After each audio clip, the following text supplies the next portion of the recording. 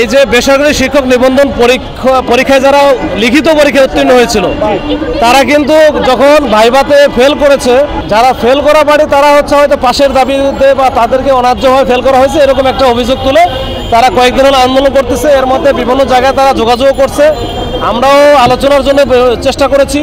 আজকে তারা হুট করে এসে প্রেস ক্লাবের সামনে বসে পড়ছে একবার রাস্তা বন্ধ করে। আমরা বারবার তাদেরকে অনুরোধ করছিলাম যে রাস্তাটা ছেড়ে দেয়, জনভোগান্তি যেন না হয়, আপনারা আন্দোলন করেন, সমস্যা নেই, আমরা প্রয়োজন হলে আরও কমিউনিকেট করে দিব। কিন্তু তারা কিন্তু এটা শোনে নাই। তাদের একটাই দাবি যে মাননীয় প্রধান উপদেষ্টা এখানে আইসা তাদের সাথে কথা বলতে হবে। তো এটা তো আমাদের পক্ষে সম্ভব না, এটা ইম্পসিবল।